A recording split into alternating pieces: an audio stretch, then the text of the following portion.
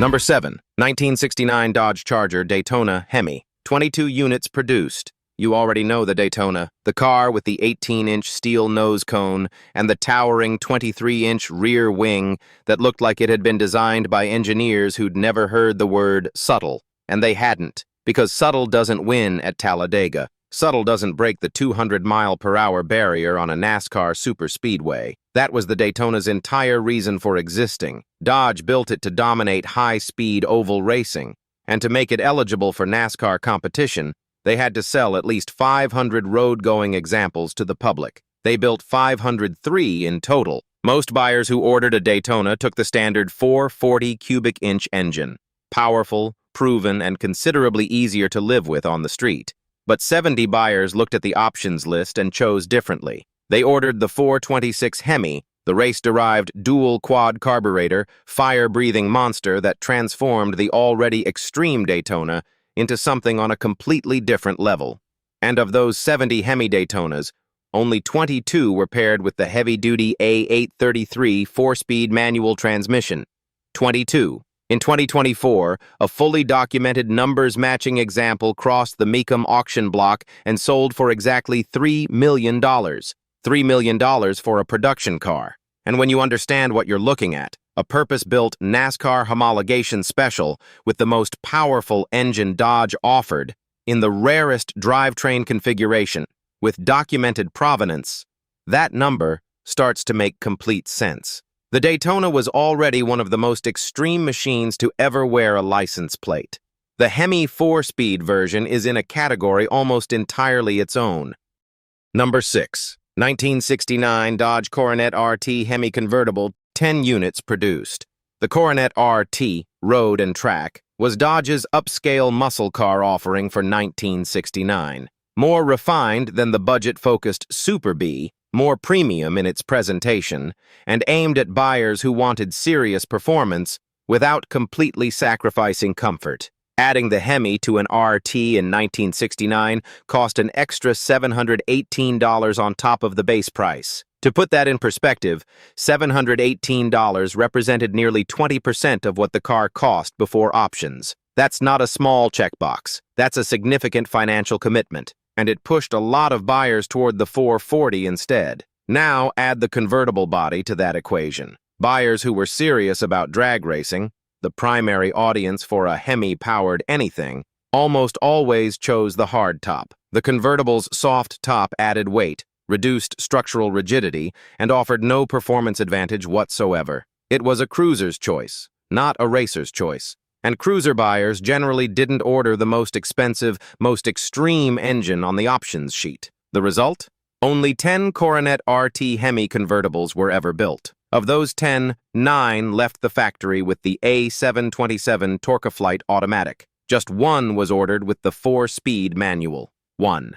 That single car sold at auction over a decade ago for $687,500, and experts agree that today it would comfortably cross the $1 million mark. 10 cars, one with a manual.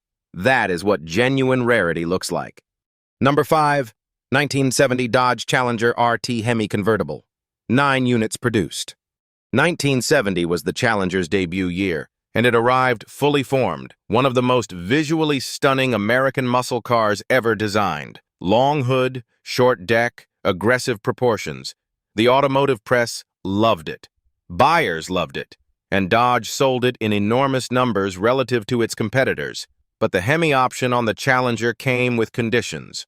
Buyers who checked that box also had to accept a heavy-duty suspension upgrade, additional structural reinforcements throughout the body, and a price premium that made the window sticker considerably harder to swallow. And for buyers who actually wanted to race, to use all that HEMI power in anger, the hardtop was the obvious choice. Lighter, stiffer, more focused. The convertible was a different kind of car. Beautiful, dramatic, and built for an entirely different experience.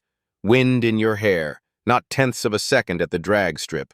Only 9 buyers decided they wanted both, the open top and the elephant engine underneath it. 5 of those 9 ordered the 4-speed manual with the Hurst pistol grip shifter. 4 took the Torqueflite automatic. 9 Challenger RT HEMI convertibles in existence. each one a centerpiece of any serious collection, each one combining the car's most beautiful body style with its most powerful, most uncompromising engine. The values reflect exactly that. At between $1.5 and $2.5 million, these are not just rare muscle cars, they are genuine collector artifacts from one of the most celebrated years in American automotive history. Number 4. 1966 Dodge Coronet 440 HEMI convertible 6 units produced. This one requires a small explanation, because the name is genuinely confusing, and that confusion is part of what makes it so fascinating. The 440 in the name of this car does not refer to the engine. It refers to the trim level, the mid-range package in the Coronet lineup for 1966. In standard form, a Coronet 440 came with a modest 273 cubic inch V8, sometimes a slant 6. It was a sensible, family-oriented automobile. Nothing about it suggested performance. Nothing about it suggested excess.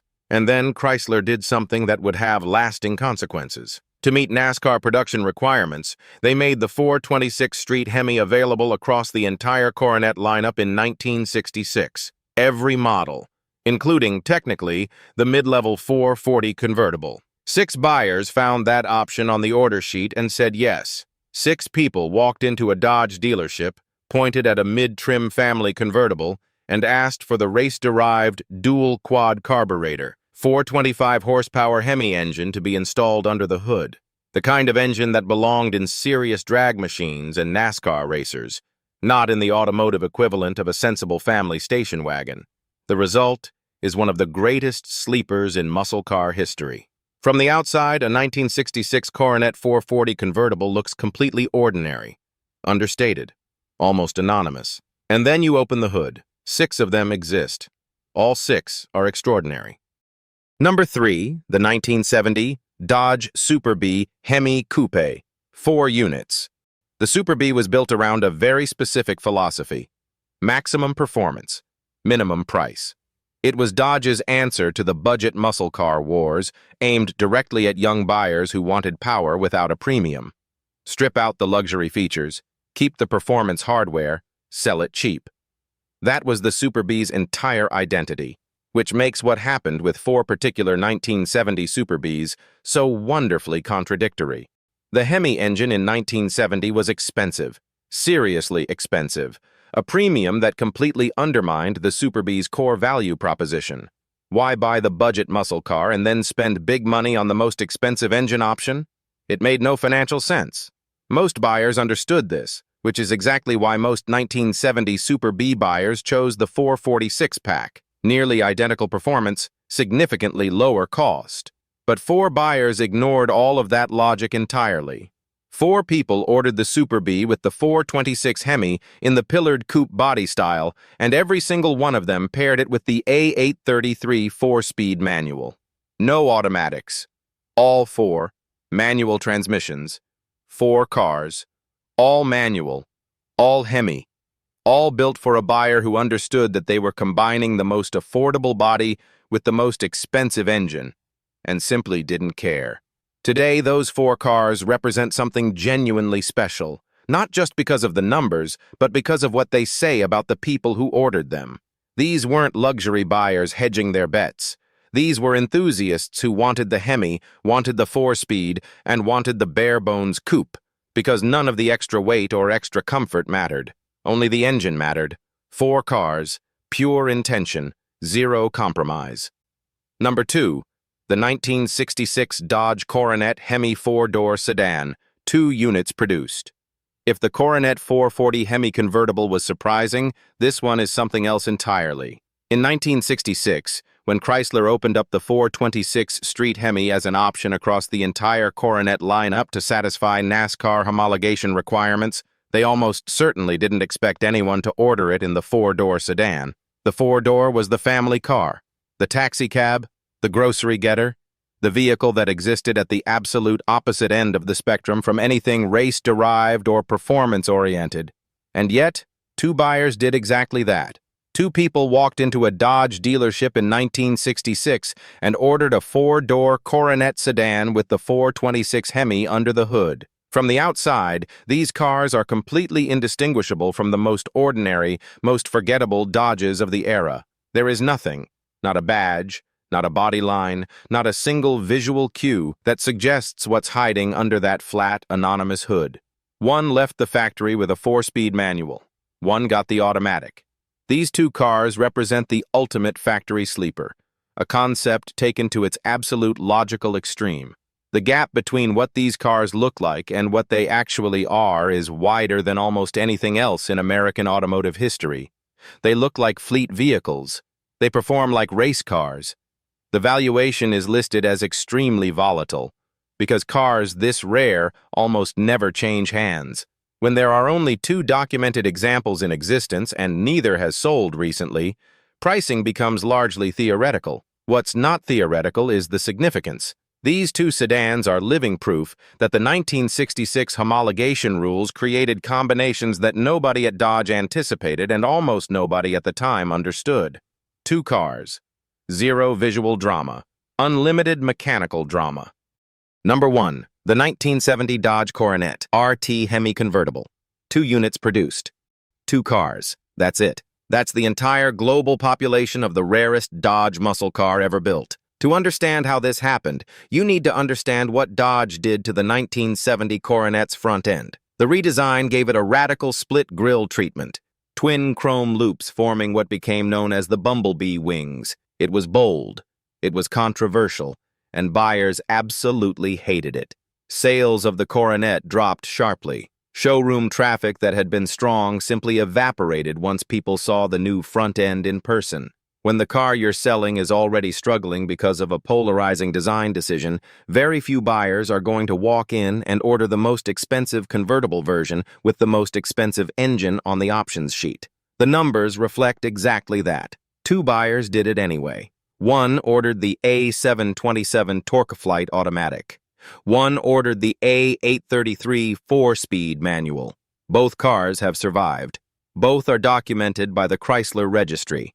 Both are verified as genuine, numbers-matching, fully authenticated examples of the rarest Mopar muscle car in existence. The estimated value sits between $1.8 million and $3.5 million, depending on condition, documentation, and the specific buyer on the other side of the transaction. But value is almost beside the point at this level. These aren't just expensive cars. They are singular objects. There is no comparable example to buy if you miss one. There is no backup option. There are 2 of them, and there will only ever be 2 of them. The 1970 Coronet RT HEMI convertible is the rarest Dodge muscle car ever produced, not because of a deliberate limited edition strategy, not because of an ambitious racing program, but because 2 buyers made a decision that nobody else was willing to make. 2 people looked at a controversial design, looked at an eye-watering price, and said yes. And in doing so, they created something that practically doesn't exist anymore. These cars exist because of decisions made by individual buyers on specific days in specific dealerships. Decisions that at the time seemed like nothing more than checking a box on an order form. Decades later, those boxes are worth millions.